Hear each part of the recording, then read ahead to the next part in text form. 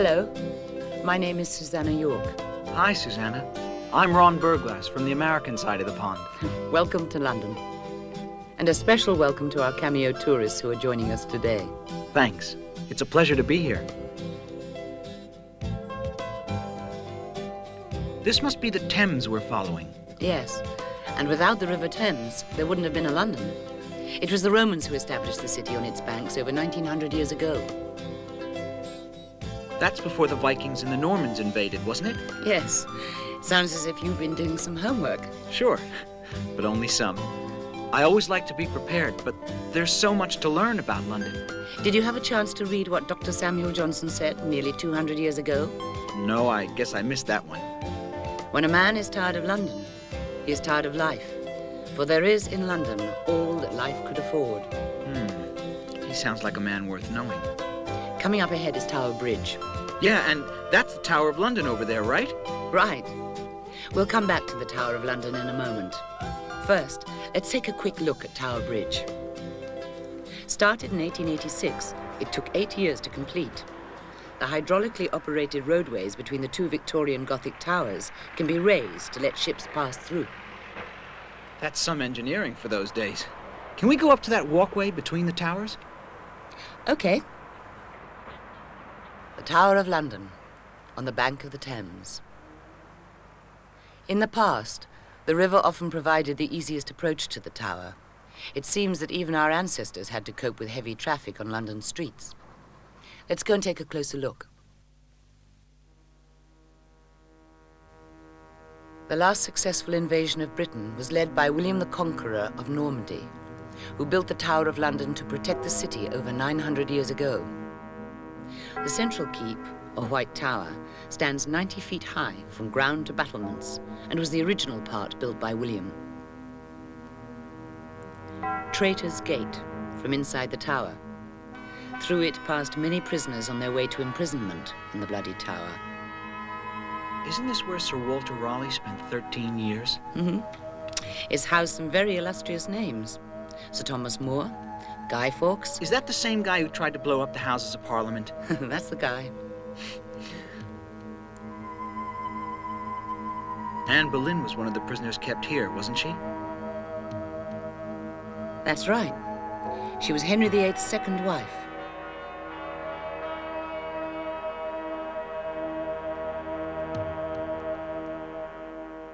His fifth wife, Catherine Howard, also ended up in the tower.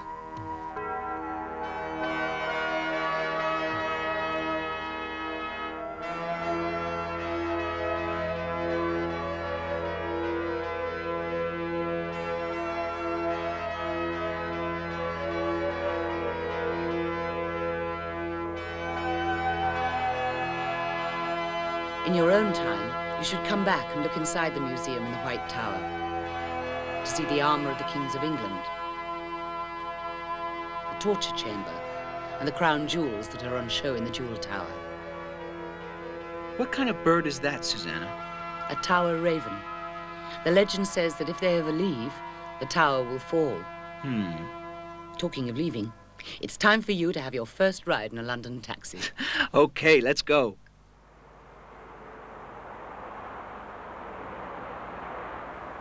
When we get in, ask him to take us to Monument.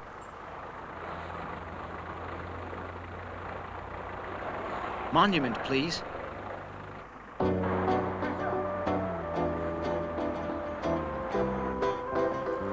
bet your cabbies have a few interesting things to say about London. Yes, they're always interesting.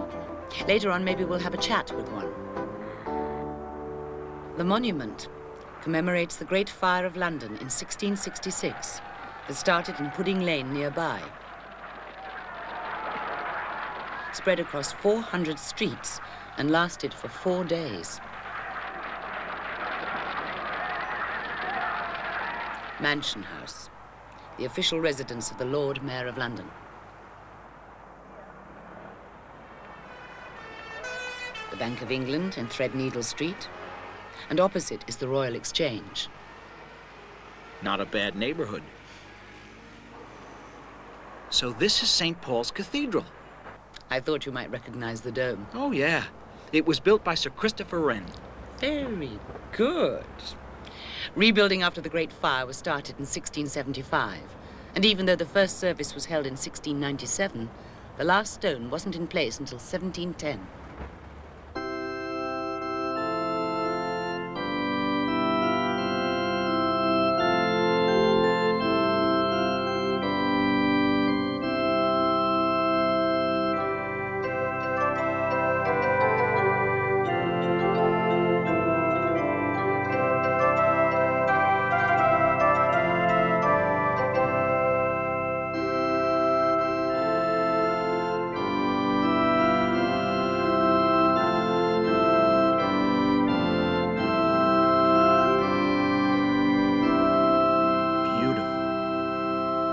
Fleet Street, the hub of the newspaper industry since the early 15th century, when William Caxton's assistant, Wynkin de Word, if you can believe it, set up a printing press here.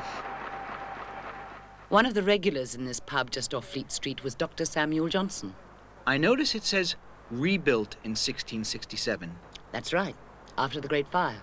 And Samuel Pepys, who started his famous diary in 1659, which gave a detailed account of the Great Fire, also came here. How would you like a ploughman's lunch, Ron? Well, only if the ploughman doesn't mind.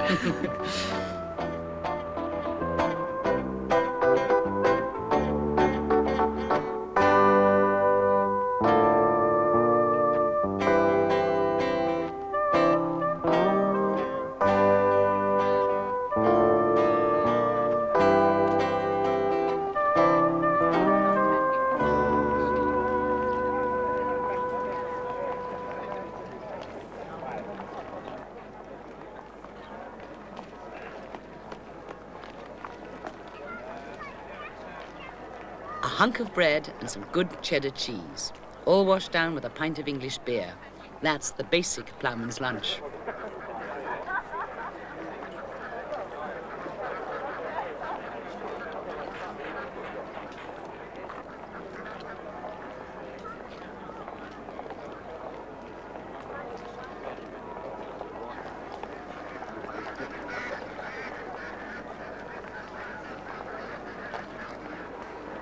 It's good to walk around for a minute after that lunch. I don't know what we'd do without our pubs. Where are we now? We're outside the Royal Courts of Justice in the Strand. They were built between 1874 and 1882 to house the Supreme Court of Judicature. The building is yet another fine example of Victorian Gothic architecture. It's beautiful. Taxi! Now's your chance to ask a cabbie a few questions. Let's ask him what he thinks of London's nightlife. London, I would say, boasts the best nightlife in the world, providing you know where you're going. Nightclubs, dance halls, discos, theatres. The theatres are second to none, as you know. Brilliant. Best nightlife in the world, no doubt about it. What's so special about London? London is a feeling. I've read that somewhere before, it's not my own words. I've read somewhere that London is a feeling. When you say you've got that feeling for London, you can call yourself a Londoner. I mean, London is a feeling of walking down Pall Mall on a nice summer's day, on a quiet Sunday. Beautiful. There's nothing like it anywhere in the whole world.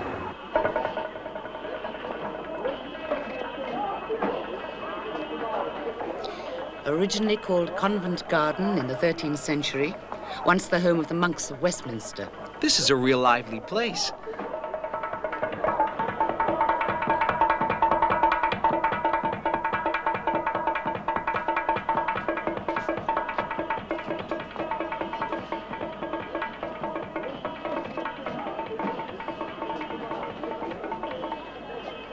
Covent Garden was well known for many years as a fruit and vegetable market. That part has now been moved to a new site south of the Thames.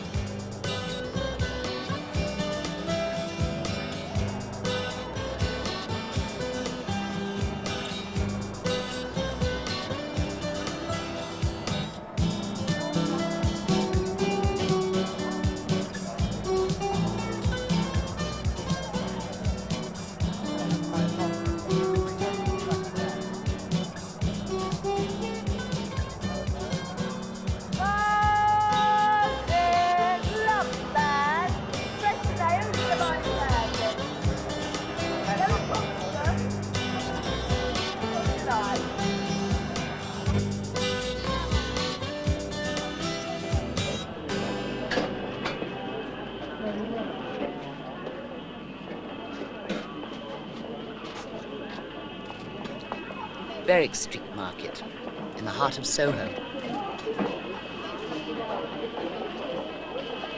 I'm beginning to understand what the cabbie meant when he said London was a feeling. Well, this Londoner is feeling like a night out. How about you? Yeah. Leicester Square, where all the major films premiere, and Shaftesbury Avenue, a centre for London restaurants and theatre entertainment.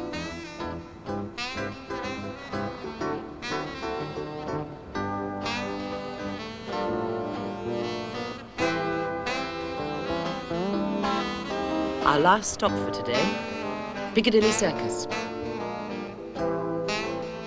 It's said that if you walk around here long enough, you'll meet everyone you have ever known. I'm getting tourists' feet just thinking about it. Good morning, Lord Nelson.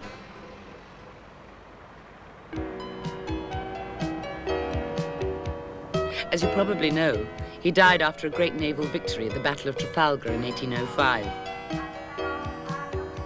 The lions below Nelson's column are 20 feet long and were cast from a single original, modelled by Sir Edwin Landseer.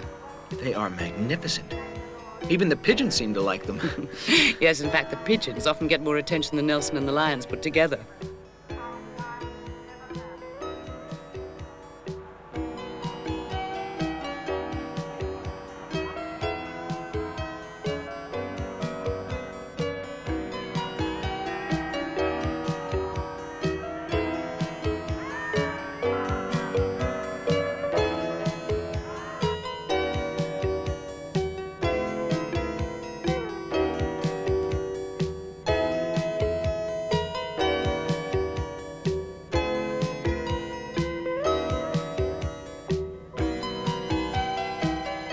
That's the National Gallery, housing one of the finest public art collections in England. There are various statues around the square, including George Washington. Right. And on the south side, a statue of Charles I, looking down on the site of his own execution in Whitehall. In the southwest corner is Admiralty Arch, built as a memorial to Queen Victoria. It's used as an administration building for the Admiralty. Beyond Admiralty Arch, we can walk through St. James's Park towards Buckingham Palace. The palace was originally built by the Duke of Buckingham in the 1760s. It was bought by King George III for his London home and has been the monarch's London residence ever since. If the flag is flying up above, it means that the Queen is at home, right? Yes, that would be the royal standard. I always thought the guards stood in sentry boxes outside the palace gates. Well, they used to, but I think they got too much attention. Those uniforms are terrific. Well, let's go and see some more. Horse Guards, Whitehall, the site of the guardhouse of Old Whitehall Palace. The troopers are from the Household Cavalry, who are the monarch's personal escort for state occasions. There are two regiments, the Life Guards and the Royal Horse Guards. They're just about to perform the changing of the guard ceremony. Let's watch.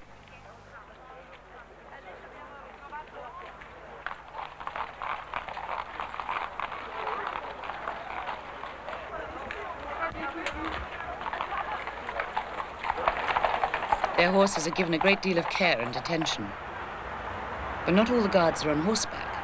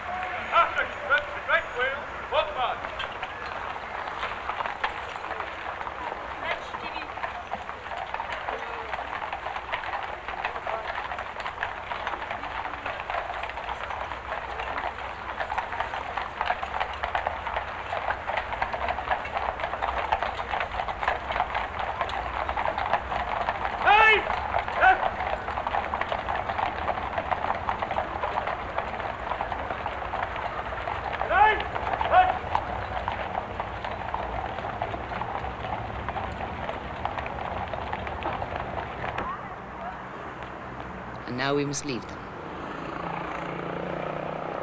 A London bobby. Outside the entrance to Downing Street. Number 10 is the Prime Minister's residence, and next door, the Chancellor of the Exchequer. Parliament Square.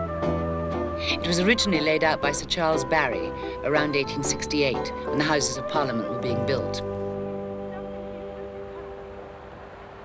Abraham Lincoln. Parliament Square also has a statue of Winston Churchill, overlooking the House of Commons, from where he made many of his famous wartime speeches. The Houses of Parliament. The original building was the Palace of Westminster, a royal residence until the time of Henry VIII. The permanent home of Parliament since 1547, it survived Guy Fawkes's attempt to blow it up, but was eventually destroyed by fire in 1834. It was rebuilt between 1840 and 1868. An incredible building. The French Gothic style of Westminster Abbey was begun by Henry III on the site of an earlier building erected in 1065 by Edward the Confessor. With two exceptions, all the English sovereigns have been crowned here, and it's the burial place of most English kings from Henry III to George II. Now, let's change the pace a little and go shopping.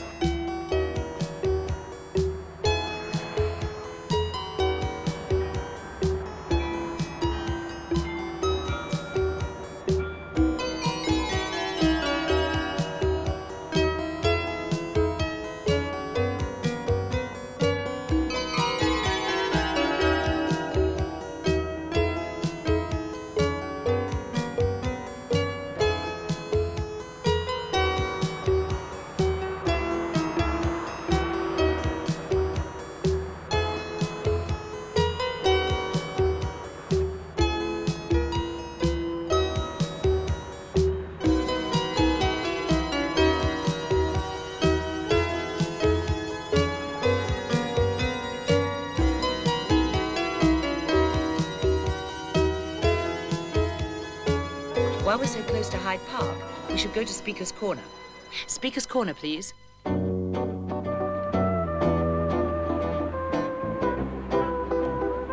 you anything you want to say? Not today, thanks. I forgot my soapbox. I'll just listen in with everybody else.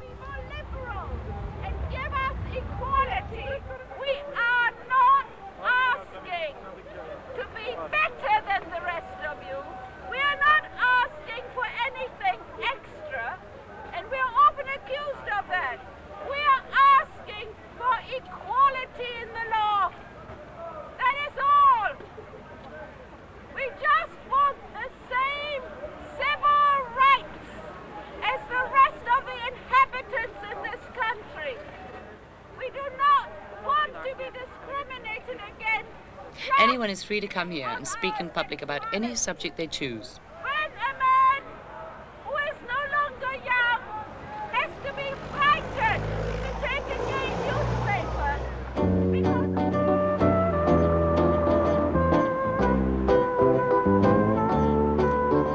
As we pass Wellington Arch, you can see a statue of the Duke of Wellington, whose greatest victory was the defeat of Napoleon at the Battle of Waterloo in 1815.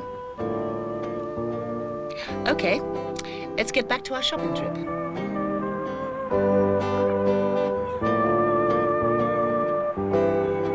afternoon, sir. Good afternoon, madam. Welcome to Harrods.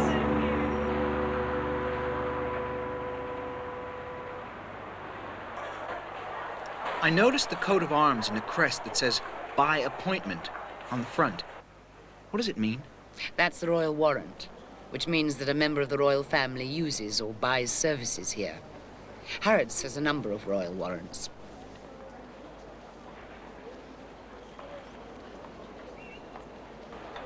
These are the famous Harrods food halls. A friend back home told me about them. He has a Harrods charge card and says they will ship anything, anywhere. The Harrods motto means all things, for all people, everywhere.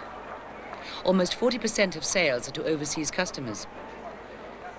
They have 240 departments and 675,000 square feet of selling space here. Harrods has even delivered a Persian carpet to Persia. It's all part of the famed British service. They certainly live up to their motto.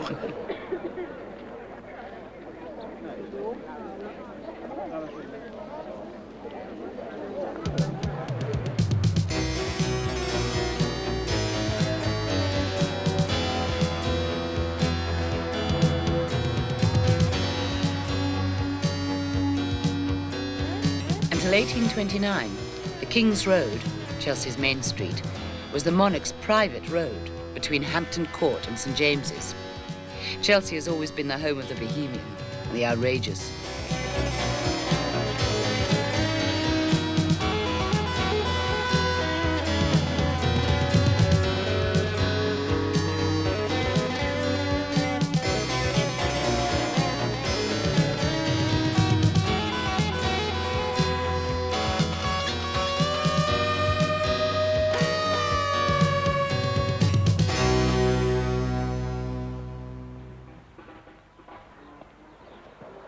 Even though London is such a busy city, Londoners take great pride in their green patches, in the number and variety of their parks and gardens.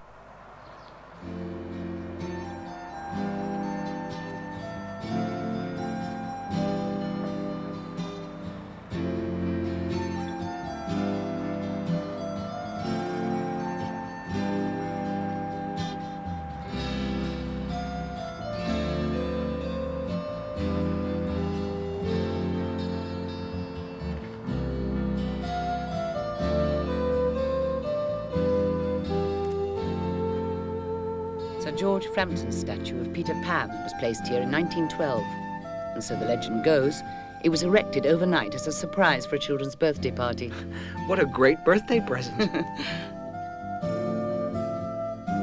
Designed by Sir Gilbert Scott in 1872, the Albert Memorial was built by Queen Victoria in memory of her consort, Prince Albert.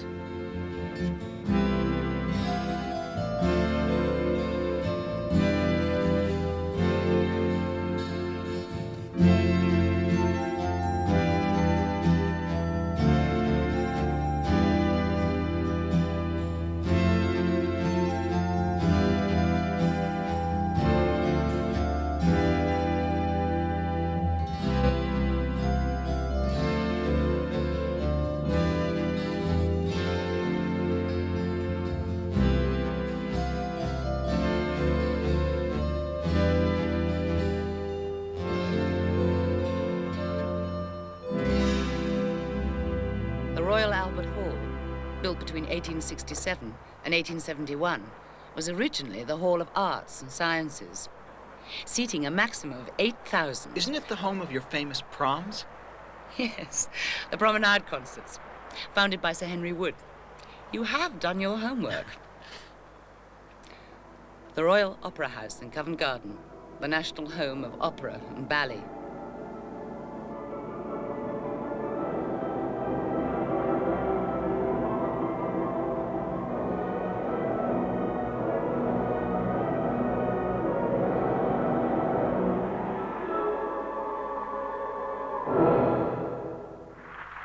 Thank you for everything, Susannah. I'd love to come back again. Ron, it's been a pleasure. Everybody should come back to London.